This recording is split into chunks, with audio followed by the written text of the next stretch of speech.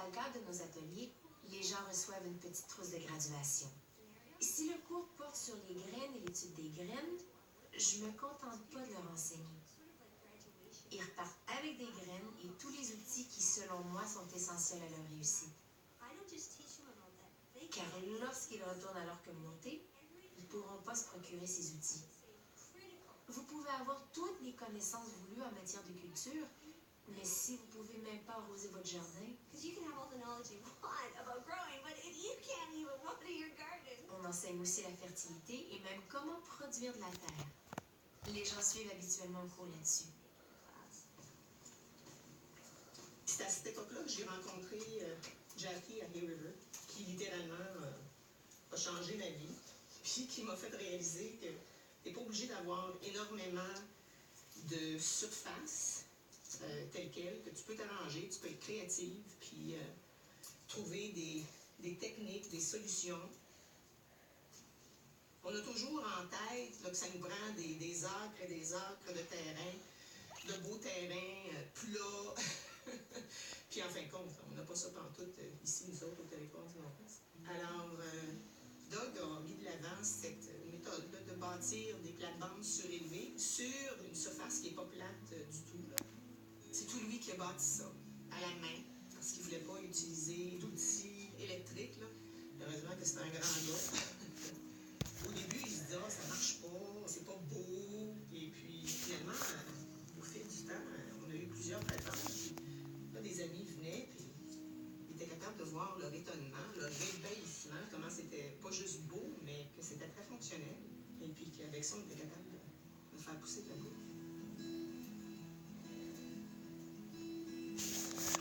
Le déclic de passer à une autre étape, de devenir un peu plus, je vais dire, commercial, c'est-à-dire de vendre les produits. Ça a vraiment décliqué il y a quelques années lorsque Whitehorse, qui est au Yukon, mais avec qui on a quand même beaucoup de choses en commun, et qui ont eu des inondations. Alors, la route d'Elster avait été inondée, ce qui avait coupé l'alimentation, c'est-à-dire la distribution des denrées là, alimentaires à Whitehorse. Et dans les journaux, j'avais vu des photos, des tablettes d'épicerie complètement vides. Je me suis dit, si ça arrive à Whitehorse, dans les années, c'était en 2012, 2013, quelque chose comme ça, ça peut arriver à Yellowknife. Et je me suis dit, si moi, je ne peux pas vendre de mes produits, si moi, je ne peux pas vivre un peu plus de ça, puis moi qui ai quand même accès à un espace plus grand que bien des gens qui restent en ville, si moi, je ne peux pas le faire, qui est-ce qui va être capable de le faire à Yellowknife? Il faut commencer quelque part. France Benoit, we were at a little gathering. J'ai rencontré France Benoit à un petit rassemblement de gourmets à Hay River. Elle était très passionnée. À l'époque, elle venait de commencer un petit jardin et elle m'a invité à voir son emplacement, son petit jardin et sa serre. J'ai pu voir l'espace dont elle disposait. Par la suite, elle est venue chez moi et elle a vu mes jardins et combien d'aliments je cultivais dans le peu d'espace que j'avais.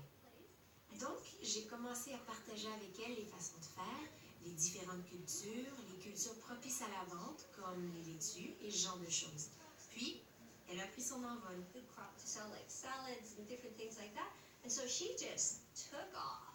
Jackie m'a fait voir le potentiel, m'a donné des ailes, du soutien, des idées, et ce qui m'a donné le petit oomph que j'avais besoin de prendre l'expansion et de vendre éventuellement au marché des fermiers ici à Yellowknife, qu'il fallait aussi créer parce qu'il n'y avait pas vraiment de débouchés. You see, Yellowknife has half the people in the north living there. But it's also the Vous savez, Yellowknife compte la moitié de la population du Nord et c'est l'endroit idéal pour tout nouveau fermier qui veut se partir en affaires. Du fait qu'elle a un marché de fermiers, Yellowknife peut contribuer à encourager les nouveaux fermiers parce qu'ils ont un endroit où vendre leurs produits. Ce n'est qu'à 5 heures de route d'ici. C'est rien, c'est pas un long voyage. Après tout, il y a des gens aux États-Unis, des fermiers qui conduisent toute une journée pour se rendre au marché dans la ville de New York. Ça nous prend un marché. C'est une composante essentielle de l'alimentation locale. we need the market. The market is an integral part of local food. surface totale, je sais que tu as recalculé ça là, en fin de semaine, la surface totale qu'on a là, pour... 20 000 pieds carrés. OK. Puis c'est combien d'acres, ça? 0,04 d'acre. 0,04. 0,04. Ouh!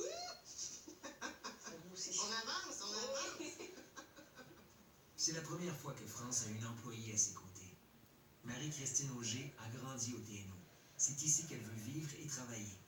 Elle vient tout juste de terminer ses études à l'Université de la Saskatchewan. Ensemble, elles gèrent les jardins du refuge à bout de bras. Marie vient juste de graduer en horticulture. Et puis, mais surtout comme au niveau théorique, elle manquait un peu de pratique. Puis sa mère me mentionne ça. Et puis, ça fait que j'ai dit, bon, mais ça serait un bon match, c'est ça, je pense. Je voulais plus d'expérience en analyse de marché et farmers market. Parce que c'est ça qui m'intéresse. J'aimerais savoir ma propre business quand je suis plus vieille. Puis, j'avais pas d'expérience dessus. C'est France qui m'a donné l'opportunité de venir et d'apprendre sous elle. Ça fait que moi, je me suis dit, ben, ça va me donner la chance de retourner au marché des fermiers, ce que je voulais vraiment, parce que c'est beaucoup de travail. J'avais aussi des contrats à finir, parce que, je veux dire, il faut se l'admettre, je vis aussi de contrats, pas juste d'eau, d'amour et d'eau fraîche et